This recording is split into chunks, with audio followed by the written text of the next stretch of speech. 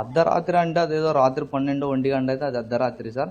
జనాలు తిరుగుతున్న టైంలో 9 గంటలకు, రాత్రి 9 గంటల నుంచి 9:30 మధ్యలో రోజు ప్రతి శుక్రవారం మా నాన్న మందిరంకి వెళ్ళేవాడు.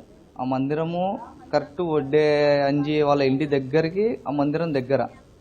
చాలా రోజుల నుంచి మా పైన ఆల్రెడీ మా నాన్న నుంచే అటాక్ చేస్తున్నారు, అటాక్ ఉంది, థ్రెడ్ ఉంది అని చాలా మంది చెప్తున్నారు. మనం చెప్పేది అందరికి డిపార్ట్మెంట్కి కూడా మనం చెప్పాము ఇలా థ్రెడ్ ఉందని. బట్ అది ఈరోజు నిన్న ఏం జరిగింది, ఒకరిని చూసుకొని వెంటనే అందరూ గుమ్మిగూడి వచ్చేది ప్రతి శుక్రవారం వచ్చేది తెలుసుకున్నారు. వెంటనే గుమ్మిగూడి కత్తులతో ఒక కిరాతకంగా, అంటే ఏదో ఒక రౌడీ షీటర్ ఏదో పిక్ ప్యాకెటర్ని ఎట్లా నరికారో అలా నరికారు మా తండ్రిని. మేము వాడికి గతంలో ఏం గొడవలు, గతంలో నా పైన అలాగే అటాక్ చేశాడు, నన్ను చంపాలని చూశాడు. 2022లో నా పైన అలా అటాక్ చేస్తే నాకు హెడ్ ఇంజూర్ అయ్యి నేను బ్లీడ్ అయ్యి పడిపోయి ఉంటే నేను చనిపోయాను అనేసి నన్ను వదిలేసి వెళ్ళిపోయారు. ఆ రోజు SC/ST కేసు పెట్టాం. ఆ రోజు ఇప్పటికీ అది వాయిదాలు జరుగుతున్నాయి.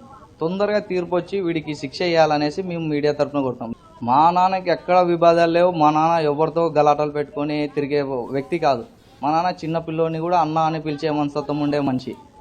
మాకి విభేదాలు అంటూ గతంలో జ్యోతిరావు పూలే విగ్రహం దగ్గర జరిగే టైంలో సుదర్శన్ రెడ్డి, శివారెడ్డి అనేవాళ్ళు మా నాన్నని హెచ్చరించారు. ఎట్ట తిరుగుతావో చూసారా నిన్ను అనేసి, నీ అంతా చూసాంరా మేము అనేసి హెచ్చరించారు. అప్పటి నుంచి మా నాన్న పైన చిన్నగా చేస్తూ ఇవాళ ఇలాంటి హత్యకి పురాయించి అంజిని మా నాన్న పైన మర్డర్ చేయించారు.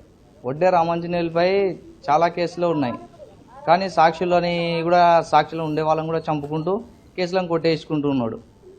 గతంలో ఫస్ట్ మర్డరు షరీనార్లో జరిగింది. వాళ్ళ అన్ననే సాక్షిగా ఉంటే వాళ్ళ అన్నని చంపేసి 2 కేసులు కొట్టేసుకున్నాడు. ఇలా కేసులు పెట్టే కొద్దీ ఎవరు సాక్షి ఉంటే వాళ్ళని చంపుకుంటూ పోతే ఎవరు సాక్షులు ఉంటారు? అందుకు ఇలాంటి వాడిని ఫస్ట్ ఆఫ్ ఆల్ ఉరి తీసే షరీనార్కి ఒక పీడ విరగడైపోద్ది. ప్రతి ఒక్కరూ తప్పనిసరిగా యూట్యూబ్లోకి వెళ్ళి కడప వార్తను లైక్ చేయండి, సబ్స్క్రైబ్ చేయండి. ఇట్లు మీ జి రమణయ్య, ఎడిటర్, కడప వార్త.